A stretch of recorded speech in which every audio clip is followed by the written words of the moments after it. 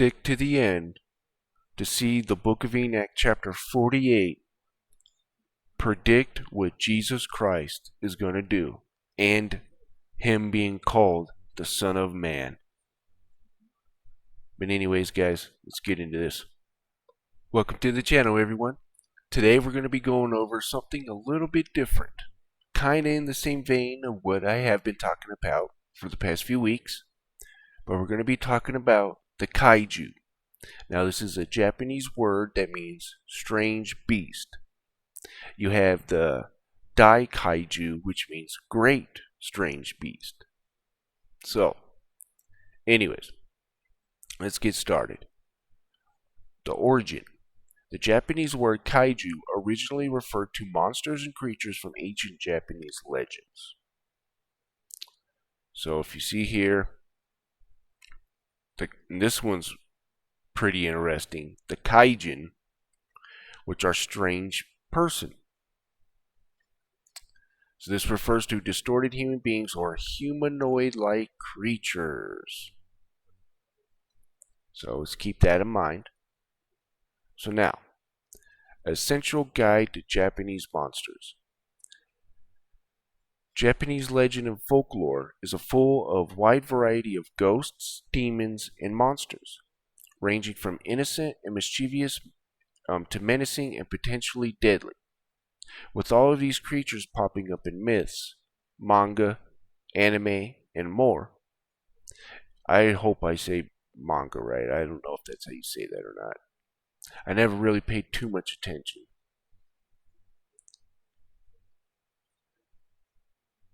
I have seen a little bit of anime, but anyways, that's not important. It can get a bit confusing. So we've decided to compile a guide to Japanese demons. Japan has special terms for these different kinds of supernatural beings. First are yokai, creatures like demons, ogres, and other monsters. Next are yuri, which are ghosts or spirits. Finally, there's obaki. I think that's how you say that, I'm not sure. A more general term that can be used for a yuri or yokai. None of these categories have real defining features, so it can be very difficult to say this is a yokai and this is an obaki. But after lots of research and consulting with other Japanese team members, I finally have a list of Japanese monsters. Okay. So we have the obaki, are a class of beings with the ability to shapeshift. They can be animal-like with special powers or supernatural beings, but they usually have strong ties to nature. So these would be kind of druid-like in a way, I guess you could say. So this goes with the shape-shifting stuff, right? With the video that I did 2 weeks ago, how angels and Satan himself, right? Satan that transforms into an angel of light, right? And then we're going to see how that the Watchers came down in Genesis 6 and in 1st Enoch and had giants and did all kinds of nasty stuff, let's just say, and created these beings. And I'll prove that to you in the Bible, in the Enoch, all that. So, anyways. Kitsune are mischievous, shape-shifting foxes. They have the ability to turn into humans, along with 6 other disguises. Foxes are very popular among Japanese folklore, and their negative witch animal vibe has certainly changed since Edo period. Edo period. Sorry. Anyways, I'm just going to read the important parts here. The tanuki is the Japanese word for raccoon dogs, which is sometimes mistranslated as badger or simply raccoon in English. Okay, which I should read this part. Raccoon dogs. Raccoon dogs actually exist in real life. The baki tanuki are a type of tanuki yakoi. So there you go. yokai. Sorry, yokai. Yokai are creatures that resemble more animal or monster-like beings, coming in the forms of bird, frog, or snake hybrids, as well as demons, ogres, and imps. They're typically living things, occasionally have special powers, and can be either cruel or helpful to humans. Oni, often translated as ogre or demon, can be considered a subclass of yokai, and are often identified by the two horns on their forehead. The Tengu, originally depicted as demons and symbols of war, their image changed over time. Tengus are still powerful beings, but they're now seen more as protective spirits, guardians of the forest and mountains, and are sometimes considered a type of kami or god. They are often shown with red faces and holding feathered fans that can summon strong winds. Kappa. If that isn't weird enough, kappas are said to assault people from underwater, which is very interesting. If you guys have seen my channel, there's quite I can't remember where it's from, but basically it says that dead things are. You know what? I might as well bring it up now that I brought it up. Dead things were formed from. Okay. Right. Dead things are formed from underwater or the waters and the inhabitants thereof. So, there you guys go. Very interesting. So, we're going to move on there because there's a lot. But you guys get the gist. Alright. So, this is 1st Enoch, chapter 19. And Uriel said to me, Here shall stand the angels who have connected themselves with women, and they are spirits assuming many different forms, are defiling mankind, and shall lead them astray into sacrificing to demons as gods. Here shall they stand. Oh, and by the way, I'm going to show you who the demons actually are. They are not fallen angels. Okay, but I'm going to show that to you. The great judgment of that day, blah, blah, blah, blah, blah. Okay, yeah. I just wanted to show you guys that part. So this is what happened. 1st Enoch chapter 7. And all the others together with them took unto them or themselves wives, and each chose for himself one. And they began to go in unto them, and to defile themselves with them. And they taught them charms and enchantments, and the cutting of roots. This is pharmakia, by the way, drugs. And made them acquainted with plants, and they became pregnant. And they bare giants, whose height was was 3,000 ells, who consumed all the acquisitions of men. I apologize, guys. I'm doing this pretty late at night, so apologies. And when men could no longer sustain them, the giants turned against them and devoured mankind. Now here's the key. And they began to sin against the birds and the beasts and the reptiles and the fish, and to devour one another's that and to drink the because of YouTube there. So then the earth laid accusation against the lawless ones. Okay. Here's Genesis 6. And it came to pass when Genesis 6, 1 through 4. Sorry. And it came to pass when men began to multiply on the face of the earth, and daughters were born unto them, that the sons of God saw that the daughters of men that they were fair, and they took them wives of which they chose. And the Lord said, My spirit shall not always strive with man, for that he is also or that for that he also is flesh. Yet his days shall be 120 years. Now, some people will say, well, this is 120 jubilees and blah blah blah, but Jasher and a couple other books pretty much say no. God is saying you guys got 120 years, or else there's not going to be humans left. Basically, is what he's saying. Anyways, there were giants in the earth in those days, and also after that, when the sons of God came unto the daughters of man, and they bare children to them, the same became mighty men which were of old, men of renown. Superheroes, by the way. Revelation 12:9. And the great dragon was cast out, that old serpent, called the devil and Satan, which deceiveth the whole world. He was cast out into the earth, and his angels were cast out with him. And real quick, where did I put that? So, if you guys don't know, oh no, okay. Sorry, guys.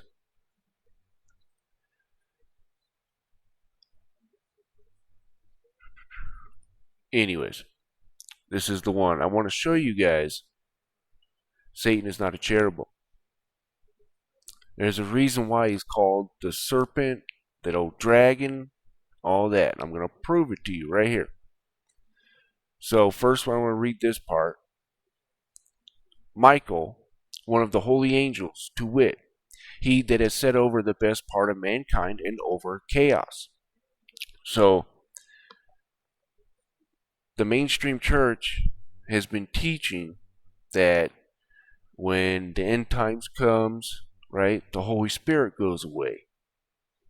That's not true. Because how are people going to get saved and know the truth? Because, the Holy Spirit is what reminds us of that, right? Gives us the words to say and all of that. But yeah, I just want to read this part real quick. Daniel 12:1. And at that time shall Michael stand up, the great prince, which standeth for the children of thy people. And there shall be a time of trouble, such as never was since there was a nation, even to the same time. And at that time the people shall be delivered, every one that shall be found written in the book. So, Michael, holding back chaos, he stands up. God says, okay, let him through. And we're going to be probably seeing these guys again. So that's why you're not seeing too much of it nowadays. But now, I want to come back to this. That Satan is not a cherubim. Why? Gabriel, one of the holy angels, who was over paradise, and the serpents and the cherubim. So this word is seraphim. And a seraphim means fiery serpent, dragon, stuff like that, right? There's a lot of stuff that the mainstream church teaches that just is not right. You can prove it biblically. You don't need me to say that, right? But anyways, so there's dragons, so we're going to bring even more dragons. Isaiah 34:13 and 15. And thorns shall come up in her palaces. Now this is talking about the screech owl here, which is the Hebrew word Lilith. Lilith, which is a female night demon. I might as well show that for the new people. I know you guys are probably going to be thinking I'm crazy. Oh, let's go. Screech Owl Strongs. Nope, that wasn't it. Oh, that's why. That accidentally hit caps. Okay. Each. There we go. Okay. Lilith. Screech Owl. From Lael, a night specter, Screech Owl. Okay. Now you guys can see that I'm telling you the truth here. And no, not Adam's first wife. Okay. Anyways. So, and thorns shall come up in their palaces, nettles and brambles in the fortresses thereof. So, the Screech Owl is Isis, Astarte, stuff like that, right? You'll see this owl, horned female, right? Anyways. And it shall be a habitation of dragons, and a court for owls. The wild beasts of the desert shall also meet with the wild beasts of the island. And the satyr, remember those right here? Kaiju, strange person. Okay. Lost my place. Where is it? Okay, here we go.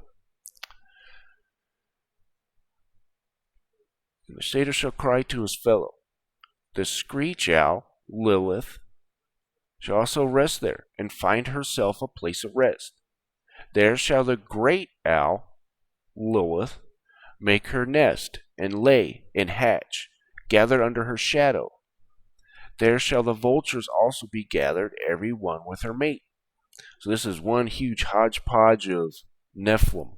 So, by the way, these beings are called, in Hebrew, Nephilim, which means fallen ones, by the way.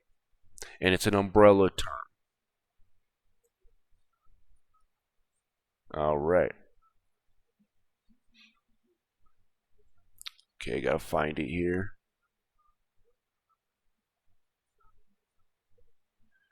Okay.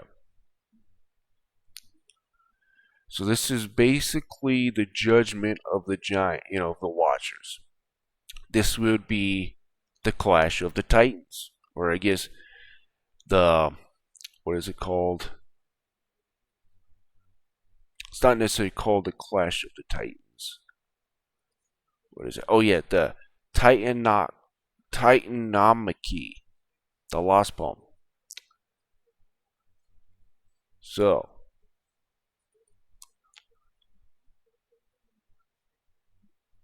let me find it here. I'm sorry, guys. Okay. And the Lord said to Michael, Go, bind Semyaza and his associates. By the way, this is chapter 10 in the book of Enoch. First book of Enoch. Bind them fast for 70 generations in the valleys of the earth. Some say that ended in 1900s. I don't know. But anyways. To the day of their judgment and their consummation. To the judgment that is forever and is ever consummated. I would say I take this. But anyways. Not important. In those days, they should be led off to the abyss of fire and torment of prison, which they should be confined.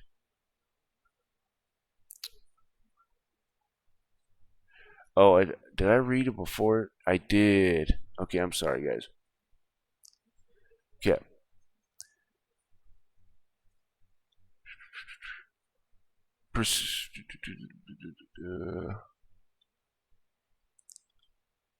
And the whole earth has been corrupted through the works that were taught by Azazel. To him ascribe all sin. And to Gabriel said the Lord, Proceed against the bastards and the reprobates, and against the children of fornication, and destroy the children of fornication, the children of the watchers, from amongst men. Send them one against the other, that they may destroy each other in battle. For the length of days they shall not have. Okay, that's what I wanted to get to. I apologize for that one. Yeah. Okay, now this is First Enoch. I should probably do this. So, at somewhat different account, of the Titanomachy, appeared in a poem that is now lost. The poem was traditionally ascribed to Aemilius of Corinth, a semi-legendary bard of the Baccadia ruling family in archaic Corinth.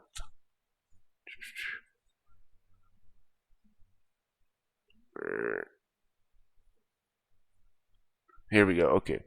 Zeus then waged war against his father and his disgorged brothers and sisters as allies. Hestia, Demetria, Hera, Hades, and Poseidon. Zeus released the Hecatonchirus and the Cyclops from the earth, where they had been imprisoned by Kronos, and they allied with him as well. The Hecatonchirus hurled stones. The Cyclops forged for Zeus his iconic thunder and lightning.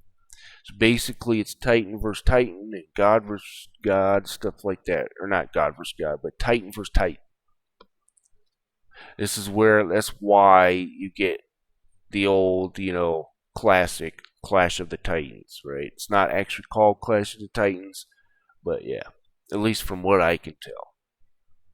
Anyways, okay, here we go. Yeah, the battle between the gods and the Titans.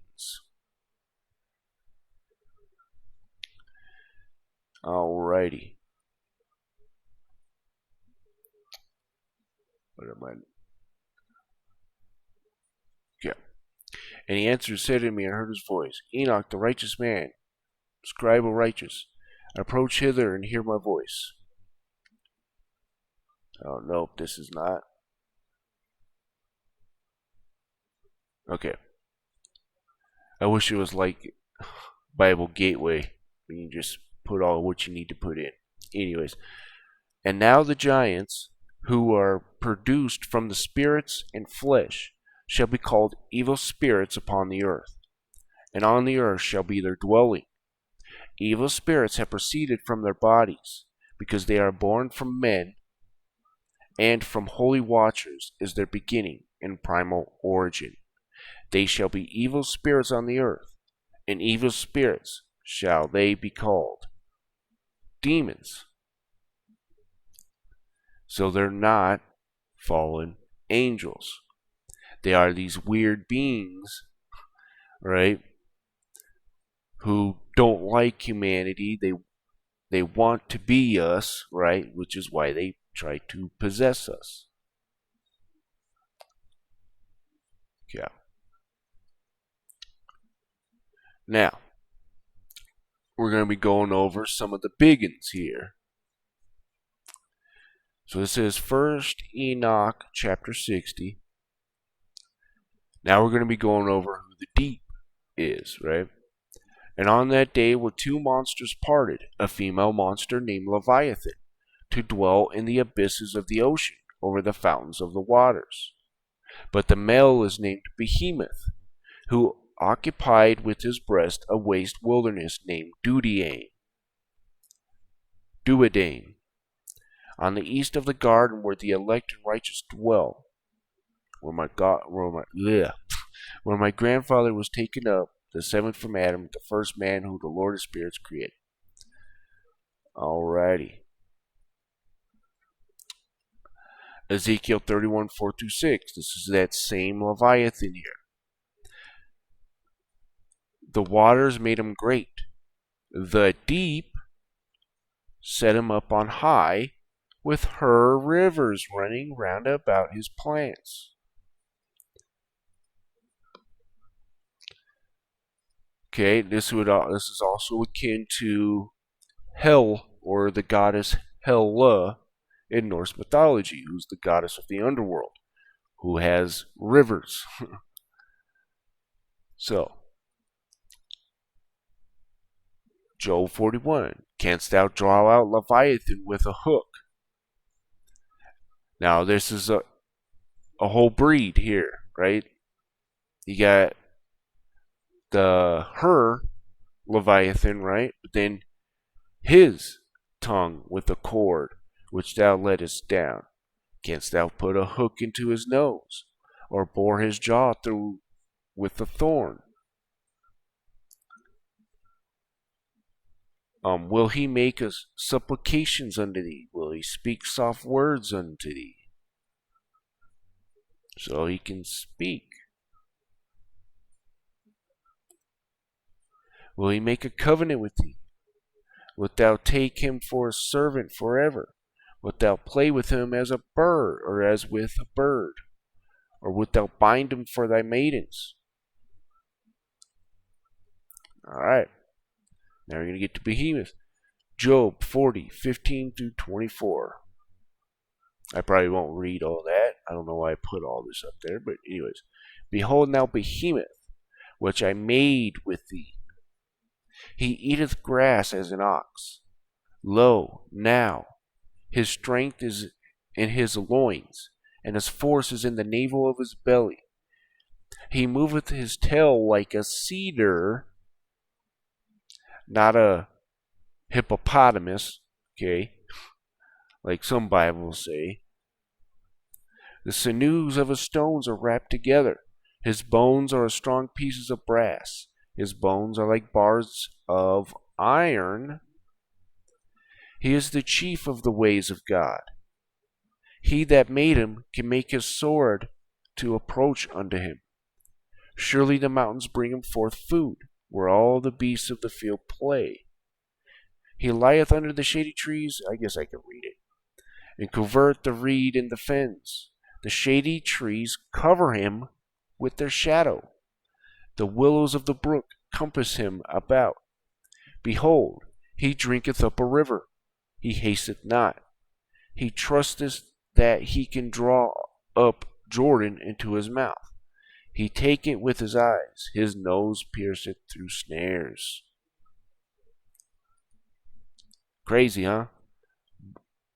Bible's a little bit deeper than we think, don't we? Or isn't it? Sorry, I'm tired. Isaiah 27:1. In that day, the Lord with a sore and great and strong sword shall punish Leviathan, the piercing serpent, even Leviathan, that crooked serpent. This is the deep here. This is that female, the baddie. And shall slay the dragon that is in the sea. It's a sea dragon. So Leviathan, or the deep, is this sea dragon, right? Or Leviathans, I guess I should say. Alright, now I want to get into something very interesting here. So, in nature, everything is used, right? Everything that an animal has helps it to survive. I have a question. What do these arms play? Right? They're always, we always see them. They're eating with their mouths, right? What's up with these arms? Right? It reminds me of that one movie. I can't even remember what it is. Where he's like my big old head and my itty bitty little arms. I can't remember what that movie was. But anyways, is this a bad one? Is this a Nephilim? Is this a hybrid lizard / whatever? Or who knows? You see, a brontosaurus. Bring that up. I gotta remember brontosaurus.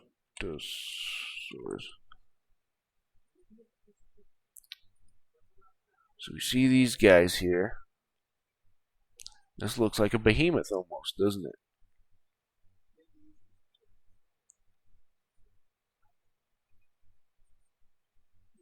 They eat grass, right? They're vegetarians. T-Rex isn't. And if we read here, right? Not that one. And they began to sin against the birds, beasts, reptiles, fish, and to devour one another's flesh and drink the blood. So, something interesting to think about. Luke 10:18 through 19. Now, I need to get back into bringing some hope after all this stuff, right? After the muck. So, I'm going to first show you this, and I'm going to show you in the book of Enoch where Enoch predicts Jesus Christ. It's kind of an amazing passage. I'll have to remember to put a little thing on the or at the beginning to say that I'm going to read that passage. But anyways, Luke 10:18-19. And he said unto them, I beheld Satan as lightning fall from heaven. Behold, in my opinion, I think that's now, or when he's talking, when Jesus is talking right then. I think that's when he's seeing it, in my opinion. Behold, I give unto you power to tread on serpents and scorpions, and over all the power of the enemy, and nothing shall by any means hurt you. Because you see here, Satan's fallen. He doesn't have the power that he does. Right?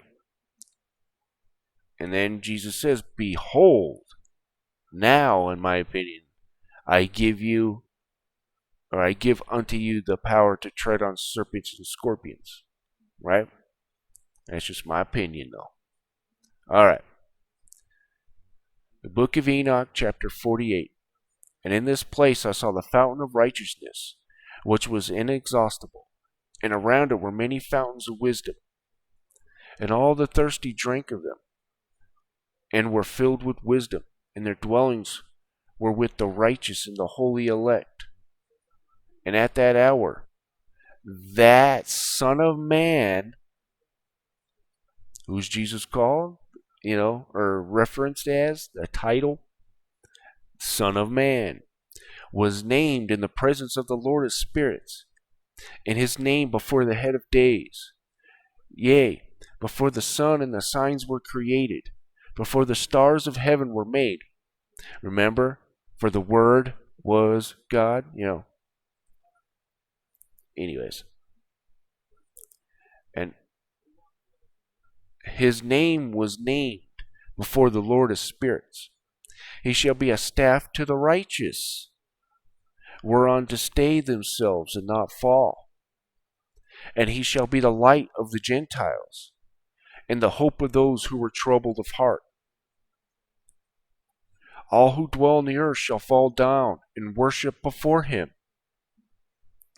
and will praise and bless and celebrate with the song of the Lord of spirits. And for this reason hath he been chosen and hidden before him, before the creation of the world and for evermore. And the wisdom of the Lord of spirits hath revealed him to the holy and righteous. For he hath preserved the lot of the righteous, because they have hated and despised the world of unrighteousness, and have hated all its works and ways in the name of the Lord of spirits. It goes, but anyways, guys, I hope that give you some comfort there. And I know it's a weird subject.